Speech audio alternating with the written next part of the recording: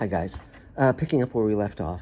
So, as I was saying, Trump essentially gamed the Electoral College. The Supreme Court backed him up, and he became president. Now, the Electoral College is a disgrace and should not exist for many, many reasons. The fact that Bernie probably would have been the candidate back in 2016 if not for Hillary packing the deck with Democratic, cronies in the Electoral College. But be that as it may. So, Trump wins, quote unquote, the election, even though he loses by 3 million votes. And then something astonishing happens. And this is where corruption is so insidious. What happened was that instead of following the law and following the Constitution, he decided, prior to being elected, he says, hey, Russia, if you're listening, hack the DMC. And by the next day they had. Now, it's very probable. I personally think that Trump has been compromised by Russia, is Putin's plaything, boy toy, and that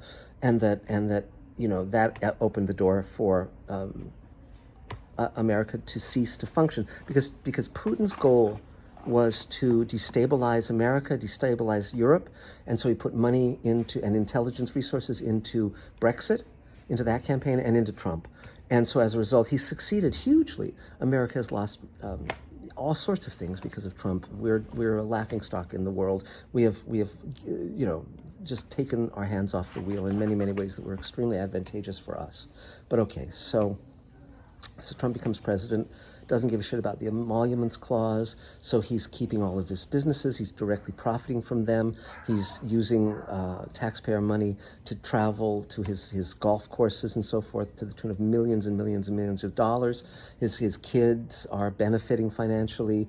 It's a scandal. It's truly a scandal. And he keeps doing all these terrible things. He says, there shouldn't be, maybe he'll just stay president, like for life, like the guy in China. He says appalling things. And he has enemies, and he starts talking about the fake news. And why does he do that? When Diane Sawyer interviewed him on 60 Minutes after she finished interviewing him, just off the record, off the camera, she said, well, why are you calling it fake news? He said, because that's why when they report what I'm doing, I can say that they're lying.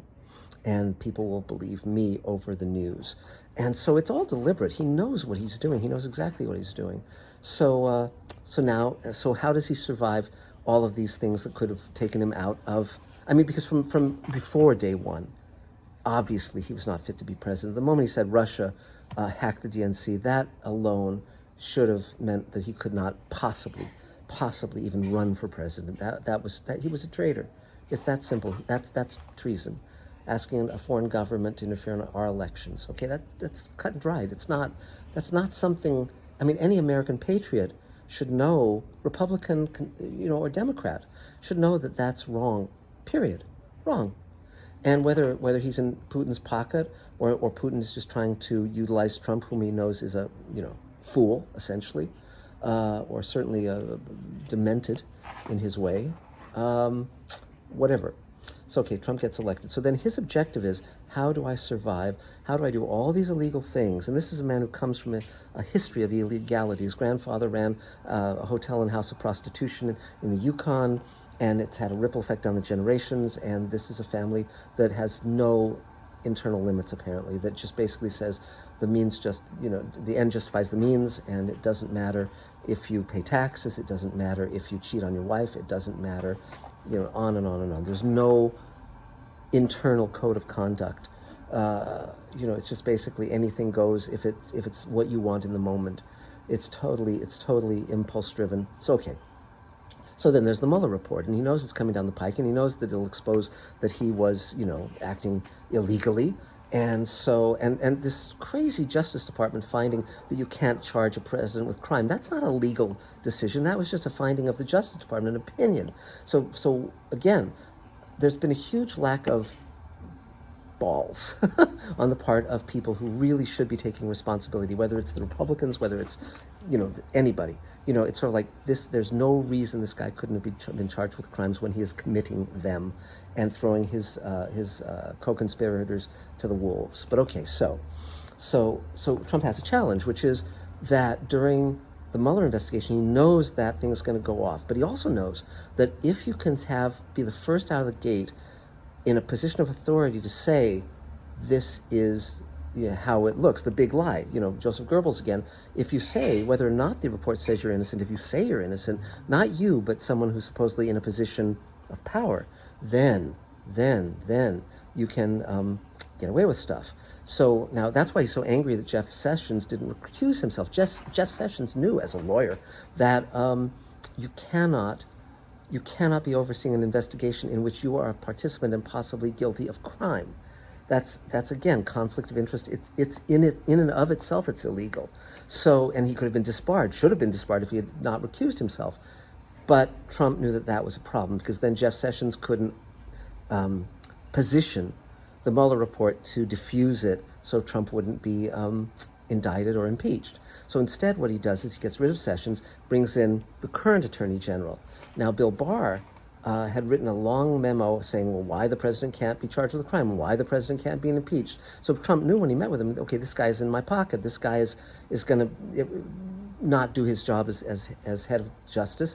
He's going, the head of the Department of Justice, he's going to be, running interference for me, and whether or not it's true, whether or not it's illegal, so that's exactly what Bill Barr did. So he gets out in front of the Mueller report, and even though anyone who would read 400 pages of it would know that Trump is very, very much a criminal, Barr gets out in front of it and says it totally exonerates the president with his little mini memo, not even allowing the synopsis of the Mueller report to get out. Okay, and then of course he censors the Mueller report, so no one has even seen the full Mueller report yet. So, okay. And unfortunately, Bob Mueller, rather than doing what he should have done, which is to basically say, look, Bill Barr is corrupt and he's part of the problem and this is corruption at work, which is true and evident. Instead, he decides to be, a diplomat. And that was not what we needed at that moment. So, okay, so there we go. So we get that. So then what does Trump do? Every time his corruption works, because now he's corrupted the Supreme Court, because with Mitch McConnell, who blocked Obama's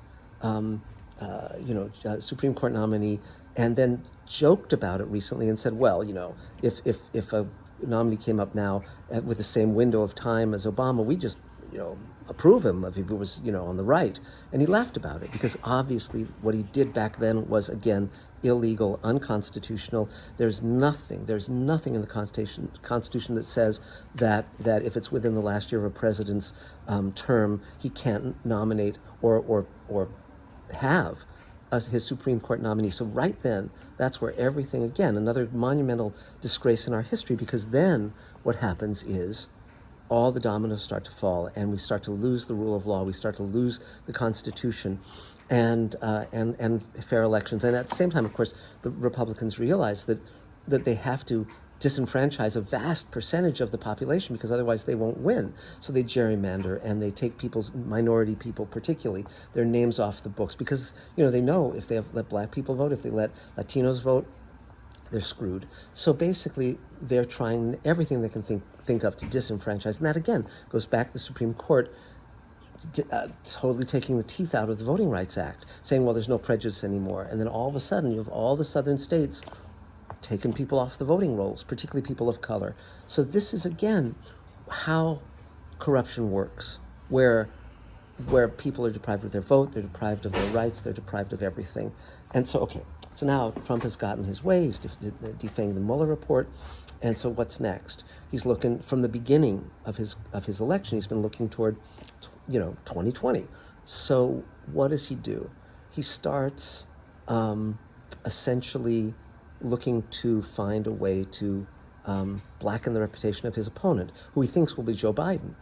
Now, why Joe Biden? Because Joe Biden is a middle-of-the-road politician who essentially stands for nothing, and so the people in power on both sides of the aisle, Democrat and Republican, he's their safe choice, because he's not going to overturn the apple cart. He's not going to get socialized medicine, which, by the way, is just Medicare for all, not dangerous, not scary. All the other industrialized nations of the world have it, and it works really well. And they're not, and they're not. He's not going to put a wealth tax on the wealthy, who are insanely rich. 50% of the wealth in this country is owned by the top. What is it? Less than 1%? Is it 1/10 of 1%? Something crazy. It's insanity. So okay, so then Biden, he knows Biden's going to be the safe choice. So he's looking to slam Biden, to smear Biden. Now Biden, of course, is like a a paper bag with nothing in it. So, Trump can tear him apart easily in debate, in the press, whatever. I mean, that's not going to be a challenge. Trump, Biden is the hollow man. But okay, but he still feels that he has to smear, just like Nixon, overreach. He would have won in the election against McGovern, but he wasn't content. He had to break into the, Watergate Hotel and all that. So, and then cover it up. But okay, so what does Trump do? He withholds $500 million worth of aid to Ukraine and shakes them down. And it's so obvious. You have to be a moron or a liar or corrupt or in Trump's pocket not to know that he basically said to the president of Ukraine, you come out, you announce you're doing an investigation into Joe Biden and his son, or we won't give you the $500 million bucks. And of course, in a press conference with Trump sitting right next to him, the president of Ukraine isn't going to say, well, yeah, this guy leaned on me like the Godfather, in Marlon Brando. I mean, what's he going to say? He's going to say, well, no, I didn't feel any pressure, and everything's cool, and we don't want to get involved in American politics, right? Of course he's going to say that. But in reality, it was black and white. Trump shook down another country to win his election. And again, another thing that he should have been thrown out, clearly. So then they have a new challenge. Now, they've already corrupted the Justice Department, the Republican branch of the Congress, and the Supreme Court, because he slipped in those two judges who are like just, rubber stamp for whatever crazy thing he stands for. And we won't even talk about kids in cages or any of that stuff, or not allowing asylum for people who are beaten and their family members murdered. Not even going to talk about that stuff. But, and again, it's just, look, people from Central and South America are not our enemies. Drug gangs, yes, but do you see Trump having these big drug busts? Do you see him, getting, any of these cartels defanged? Not at all, because that's not what it's about. It's this Nazi, white supremacist craziness that anybody, who isn't, from Norway is, an enemy, somehow a scourge. It's really exactly how the Jews were scapegoated in Nazi Germany. It's the exact same playbook. And so he gets, but if you look at your life, I'm here in Los Angeles. Who are the undocumented aliens? The guys cutting the lawn, the guys washing the dishes, the women cleaning your home, cleaning the hotels, cleaning the office buildings. These aren't a threat. The people picking your crops.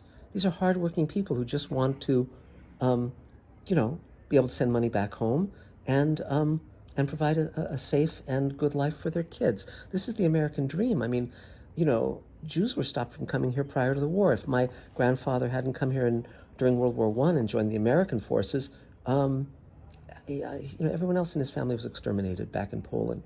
So this is a place where people come to survive, people come to thrive, people come to live, people come to build a future for themselves and their family. The Statue of Liberty, that's the America I love. That's the America I belong to. I believe in the words on the poem, the Emma Lazarus poem on the Statue of Liberty. I believe it to the depths of my soul. But Trump obviously doesn't. His people obviously don't. They're out for themselves. They're out to basically pull a con on America, rob America, throw all the money to the rich, and just screw people over. So Trump gets impeached. But of course, the House can impeach him because that's what they do, but the Senate's never going to convict. But they have a problem, which is that the moment you introduce any evidence, any witnesses, it's obvious what Trump did. Because if you remember, Colonel Vindman said, "This is America where right matters," and that's how it should be. But he, of course, gets escorted out by armed guards out of the White House and loses his job. And the president vindictively is getting rid of all of what he perceives as anyone who speaks the truth. And so, great. So we're in the dictatorship. So meantime, the only way you can have an impeachment trial where all this stuff doesn't come to light because it's so obvious, it's so black and white, is to have a trial with no evidence and no witnesses, which of course is no trial at all. And Mitch McConnell is Trump's lackey, because all the rich people get all the rewards if Trump is in office. They get to loot the treasury and screw the little guy and rob the little guy, because the little guy's paying the taxes and the big guys aren't. So Mitch McConnell gets all of the Republicans except for one of them to to say, okay, yeah, I'll be part of this travesty.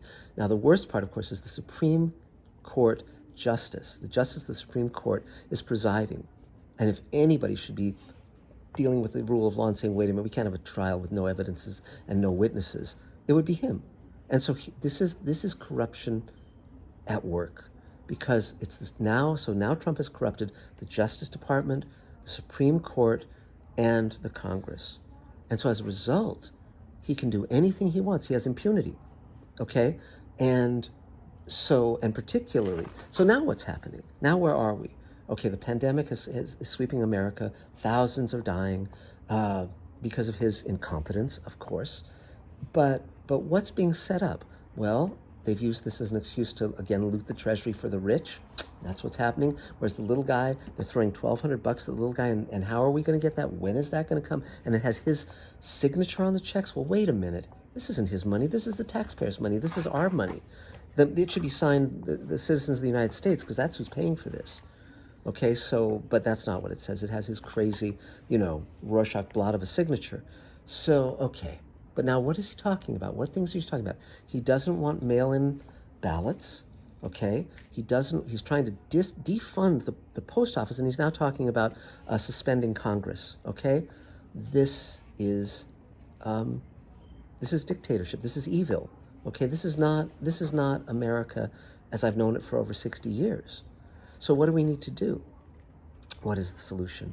Well, now Joe Biden has been positioned where he's going to be the candidate. Well, obviously he has to win, even though he's a paper tiger, and he's going to basically, he said, I stand for the status quo, and boy, is that true. But at least he's not crazy. At least he's not like Putin or all these other dictators in North Korea and Turkey and so forth. So, okay. So what should be happening? Every Republican and every Democrat of conscience in the government, every lawyer, anyone in the government should start saying no, period. They should say no, and they should call on the American public to come to Washington, D.C. and protest. Millions and millions and millions of people to come to Washington, D.C. and basically say no. If I were the God of the universe, I would go back to where Obama was. First of all, let me walk through a scenario. That's an interesting scenario. So Al Gore, let's say Al Gore became president as he had been elected and should have been. We would have gotten effective laws against global warming back then. So we wouldn't be facing the end of the world in, like, what is it now, 8 years, something like that. Because it would have been over 20 years that we would have had global warming really being taken seriously. Secondly, would 9/11 have happened? Well, there were warnings that bin Laden was planning to attack America with airplanes, but it was ignored because it was incompetence on the Bush administration. So maybe Al Gore's people would have stopped that. It would have been nice if they had, but either way, they wouldn't have attacked Iraq, because Iraq didn't do anything to us. That was totally a bogus war. And furthermore, we attacked Afghanistan, supposedly to get the Taliban out, but now we're negotiating with the Taliban. So what have we accomplished the last 20 years? Except for allowing people to steal trillions of dollars and get away with it, and have their cronies, have these contracts with no-bid contracts in the wars, and have mercenaries in the wars. Just dreadful stuff. So, okay. But that being said, so let's say Al Gore had been president, I think that we would have been a lot better by now. But let's move the calendar up. Let's say Obama had gotten his Supreme Court nominee. Well, then it would have changed the courts, and then we would have had a very different, a liberal court, which wouldn't be rubber stamping all this crazy, unconstitutional nonsense that Trump is standing for. But corruption means politicians are bribed, the person in power rules. The people who the politicians should be serving are not listened to, but corporations are. So let's say the public. So I would, as Mr. Politics, I would urge every person of conscience to just start saying loudly and unstoppingly, I will not stand for this. I will not let this happen, and I will do everything in my power to stop it. You can contact your senators. You can contact your congressmen. You can, basically, someone can organize a march on Washington, a real march, where it would be, let's see how many people we can get there. Millions, I think, would be very, very useful. And I think that would be the time once the pandemic is over. But meantime, I just say, I think if we really, really, really are mindful and don't allow our election to be stolen, I mean, yes, let's make sure that Biden wins. And then we might be at least able to get the needle back a little toward normalcy, if not fairness.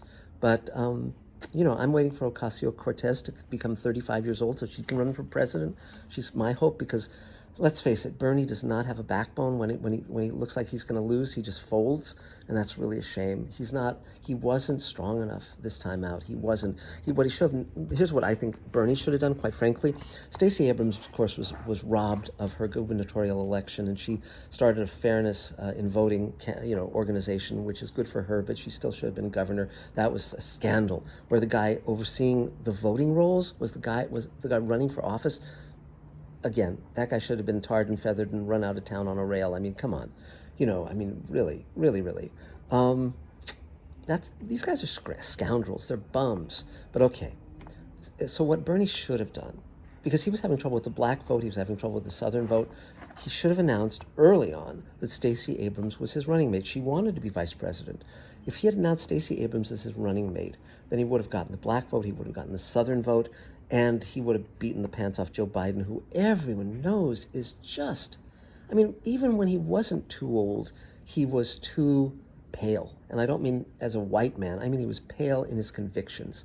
He was a man who just kind of was standing in the shadows one way or another. And I know you can point to various things he accomplished, and all well and good, but also there's been a lot of things he's done that showed he was not the fiery warrior that we needed, the warrior for justice, the warrior for a fair shake for people.